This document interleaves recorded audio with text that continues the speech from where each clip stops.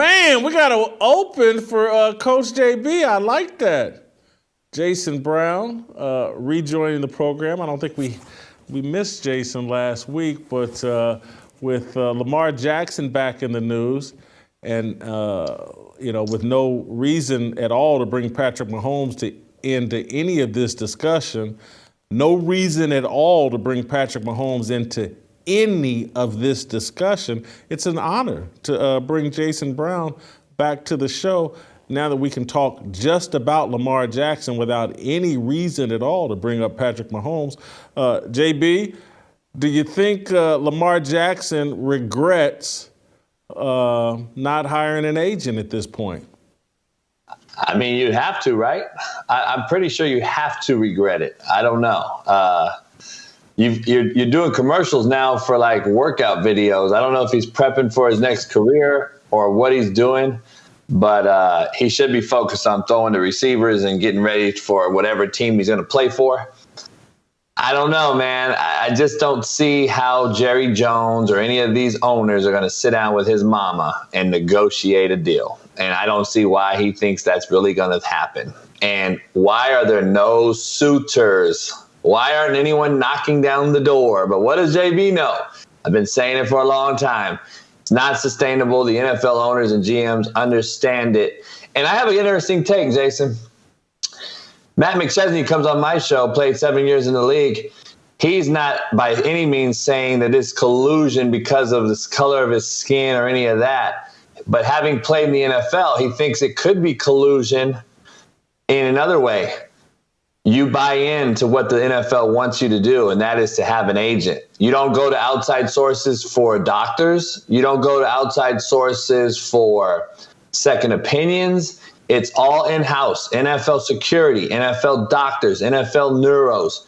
Why wouldn't they demand you use an agent as well? And could that be can that be a thing? Are they against him for not having an agent and setting a precedent going forward for quarterbacks to have an agent?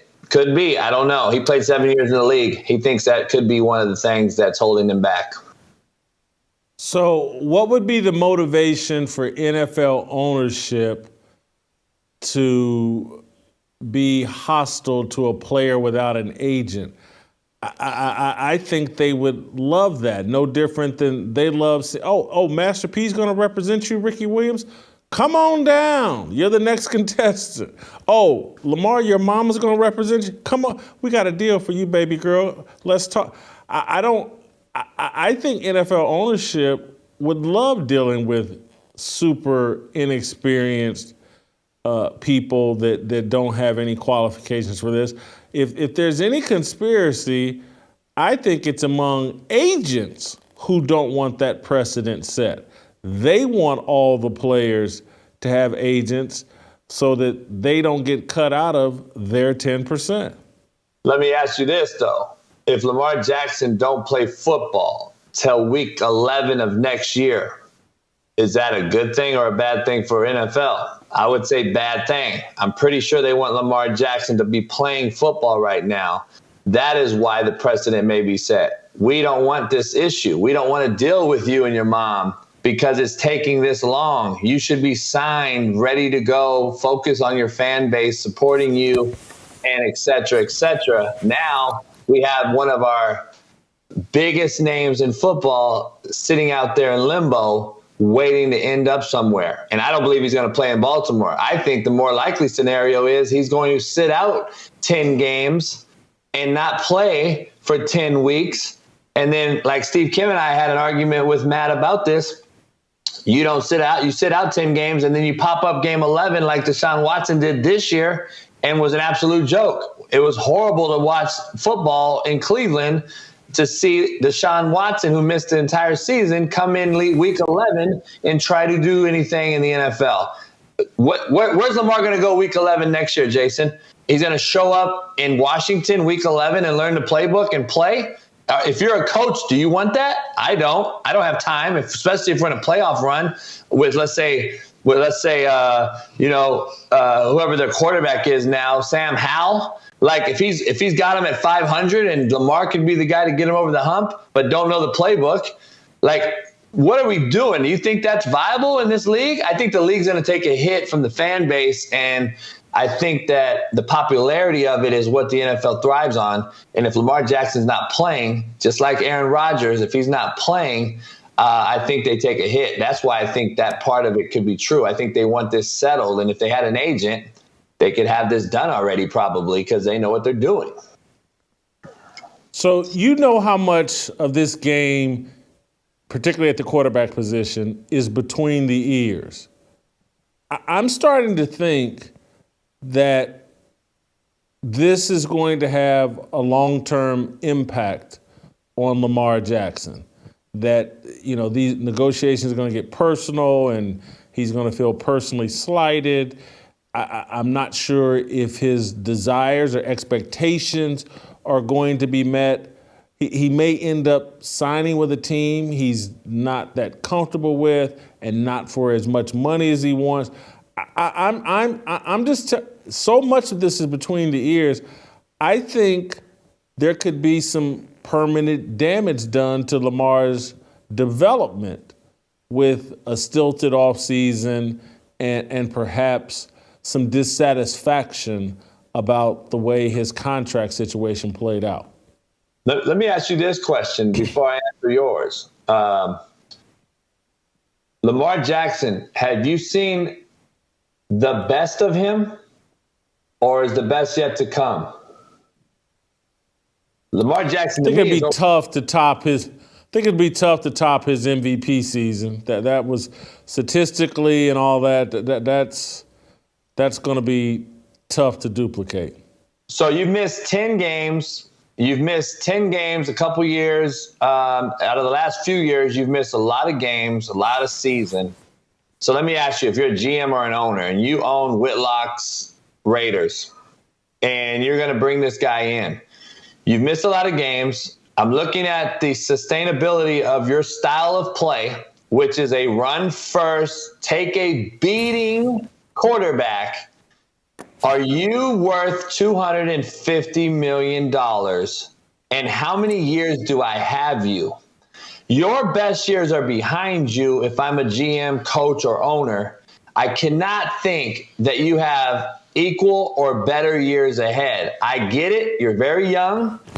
You have aged seemingly overnight, Jason, because of the style of play. You have aged like a running back in the NFL. You've aged like Adrian Peterson aged. You've aged like Saquon Barkley overnight. And now they're looking at him as you're a dime a dozen.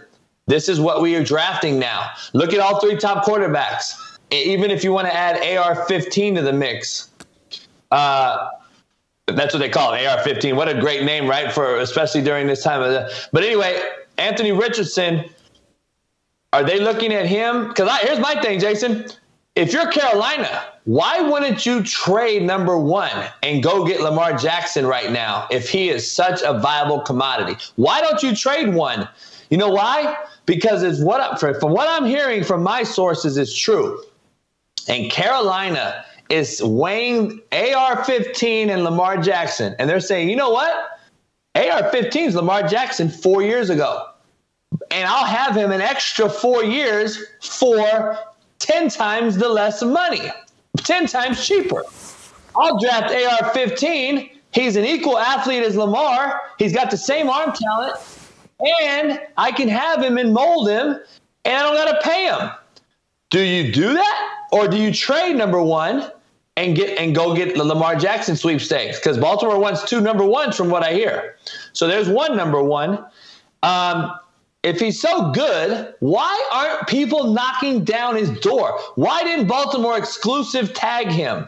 Like, I'm just asking the questions here. Like, it makes no sense to me if he's so highly touted in the NFL, and I'm so wrong, like everyone says, right?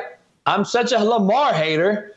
Why isn't nobody knocking down his door? There's teams out here who have mediocre quarterbacks to the novice fan. Why aren't they knocking down his door? Why is it Seattle? Why is it Seattle? Why is it Tennessee? Why is it Washington? Washington, Kobe Brissett's going to be your guy? Really?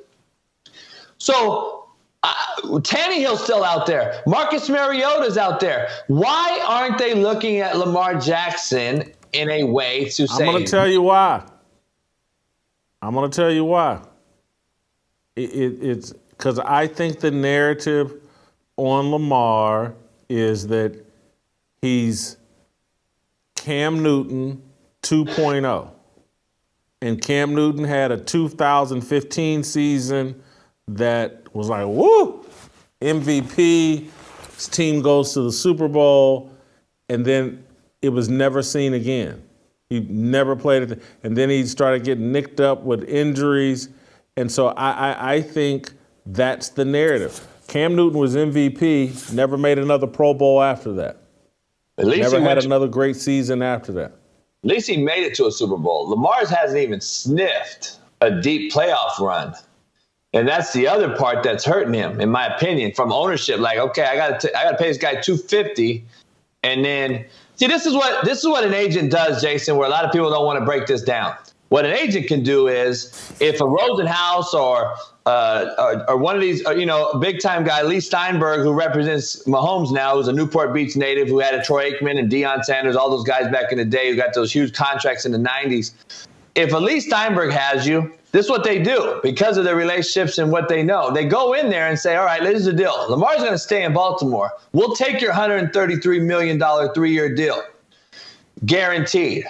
But also, if at year 3, Lamar Jackson is the cream of the crop in the NFL, incentive-based contract kicks in that we've put in place here that we want you to agree to, Baltimore, and it states that Lamar Jackson will be the highest paid quarterback in the NFL at year 4 of this $133 million 3-year deal. That is what an agent would have brought to the table. We could have started negotiating an incentive-based contract that states if Lamar Jackson balls out for 3 years on this 133, year 4, he is guaranteed to be the highest paid quarterback in the NFL. You know what that would have done, Jason? You know who's going to be the highest paid quarterback next year, right? Joe Burrow. He's going to be a $300 million quarterback. Let's just get ready for this. He's going to be the first $300 million guy. Let's just make no mistake about it. The marketplace is set.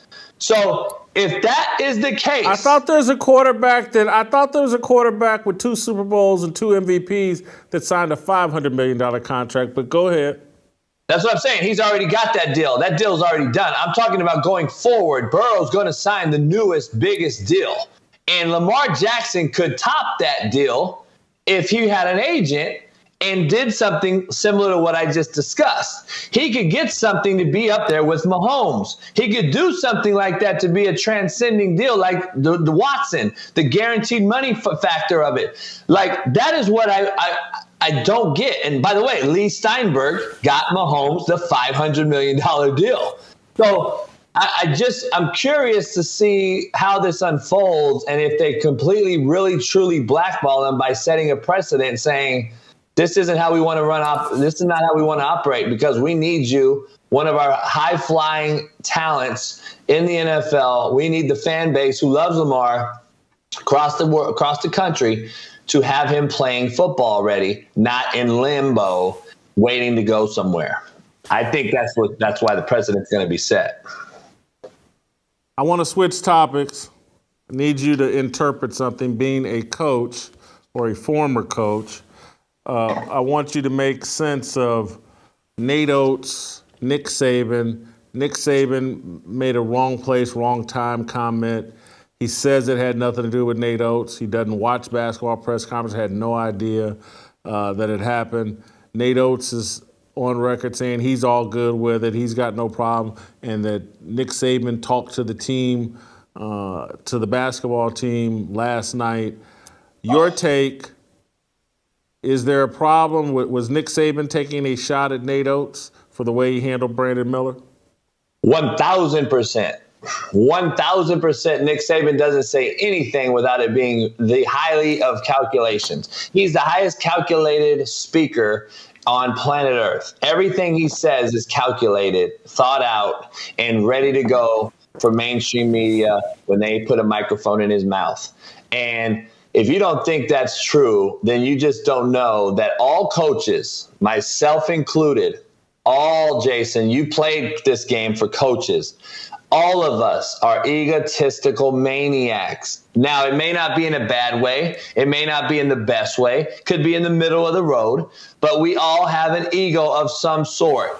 And if you don't think Nick Saban, which I came on my show 3 weeks ago and said, if you don't think Nick Saban is absolutely infuriated in hot as fish grease for the fact that now once one of his players does anything wrong at all, he now has a major issue. Because what is Nick Saban going to do? Is he going to discipline his kid, or is he going to let him play? Now he's under the limelight. Now the scrutiny is all on this athletic department as a whole. It's not just football. It is every athletic department. It's every sport under that umbrella. Tennis, golf, basketball, baseball, wrestling. If any kid screws up, now the coach now is like, okay, what am I going to do? Well, Nate Oats can't say nothing but there's no beef. What is he going to say? There's beef with Nick Saban? No. He's going to say, okay, there's no problem here. Nick Saban guaranteed said that on purpose, not only for Nate Oats, but for the players under that athletic umbrella in that university.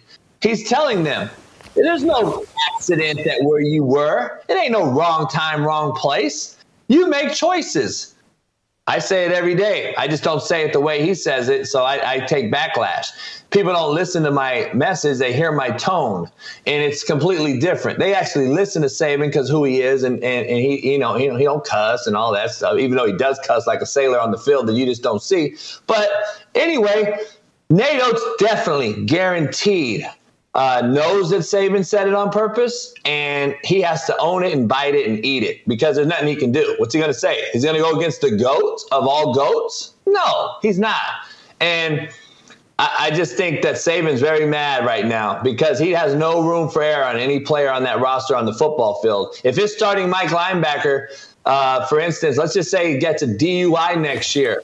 A DUI, Jason, is something we want to teach. Man, you can't do this. It's not, even though it's a crime and it's a dangerous one, we're going to say, listen, son, you can't do this. You're suspended, but it's not a fireable offense. I hope we agree. I don't think it's a fireable one.